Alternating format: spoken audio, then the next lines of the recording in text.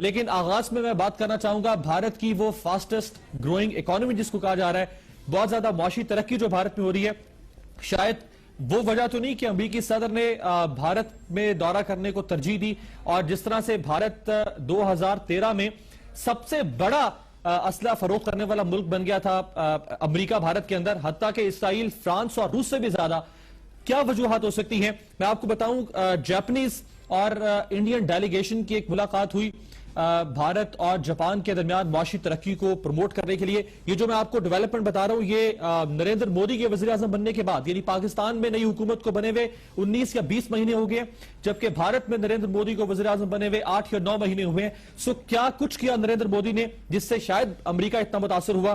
اس کے علاوہ جاپانی پرائم منسٹر نے نریندر مودی کو آسٹریلیا میں ایک ملاقات کے دوران عشائیے پر دعوت دی، وہاں پر دونوں رہنماؤں میں ملاقات ہوئی اور اس خواہش کا اظہار کیا گیا جاپان کی جانب سے کہ وہ بھارت میں انویسٹ کرنا چاہتا ہے۔ بان کی مون نے ایک کامیاب دورہ کیا تھا انڈیا کا، جس کی تصاویر آپ دیکھ سکتے ہیں۔ بان کی مون باقاعدہ طور پر وہاں پہ یوگا کی کلاسز دے رہے ہیں۔ اس کے علاوہ بھوٹان کے پرائم منسٹر نے نریندر مودی کے وزیر اعظم بننے کے بعد وہاں پہ دورہ کیا اور اقتصادی معاملات کے اوپر پیش رفت ہوئی۔ اس کے علاوہ ایرانین ڈیلیگیشن نے بھارت کا دورہ کیا اور نریندر مودی نے، یعنی بھارت نے چابہار پورٹ جو ہے ایران کی، اس پر ترقیاتی کام شروع کرنے میں دلچسپی کا اظہار کیا۔ اسرائیلی ڈیلیگیشن نے اسی دوران وزٹ کیا بھارت کا۔ اس کے علاوہ سنگاپور کا ایک وفد جو ہے وہ نریندر مودی سے ملا اور سنگاپور نے بھارت کے اربن ڈیولپمنٹ میں کنٹریبیوٹ کرنے کے لیے خواہش کا اظہار کیا۔ Deputy prime minister of Poland, انہوں نے بھارت کا دورہ کیا۔ موریشیس کے وائس پریمیئر نے بھارت کا دورہ کیا۔ بنگلہ دیش کے صدر نے بھارت کا دورہ کیا۔ رشین پریزیڈنٹ نے اینول سمٹ میں نئی دہلی میں شرکت کی اور وہاں پر دونوں ممالک نے کہا کہ ہم ترقیاتی کام کریں گے۔ اس کے علاوہ ساؤتھ افریقہ کے فارن منسٹر نے بھارت کا دورہ کیا۔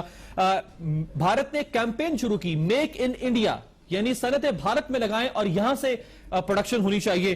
اسی میک ان انڈیا کیمپین کے تحت ساؤتھ کورین ڈیلیگیشن سے ملاقات ہوئی بھارتی ڈیلیگیشن کی، اور ایک جو سروے آیا جس میں دنیا کے ان لیڈرز کے بارے میں یہ بات کی گئی جو ٹاپ پرفارمنگ ہیں، جنہوں نے دنیا میں بہت اچھا پرفارم کیا ہو، ان میں نریندر مودی جو ہے وہ ہمیں دوسرے نمبر پر نظر آئے۔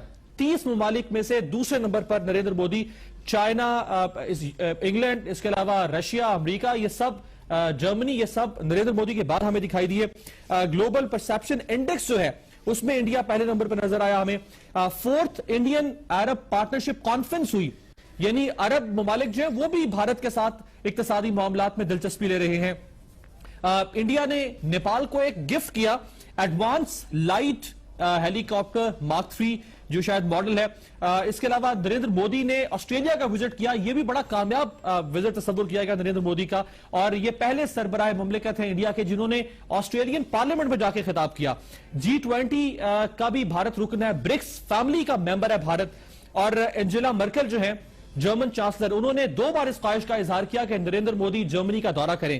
اور میں آپ کو آخر میں بتاؤں، جس کو دیکھنے کے بعد کچھ شرمندگی تو محسوس ہونی چاہیے ہمیں، یعنی پاکستان 2014 میں 21ویں صدی میں آج ڈومیسٹک گیس چولہے کے لیے گیس کو ترس رہا ہے، بجلی نہیں ہے، لیکن بھارت نے دنیا کی پہلی CNG ٹرین بنا لی ہے۔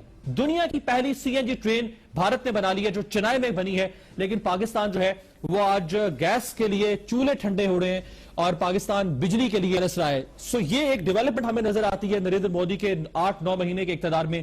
کیا اس نے متاثر کیا امریکی صدر کو، یا کچھ اور وجوہات ہو سکتی ہے؟ اس پہ ہم بات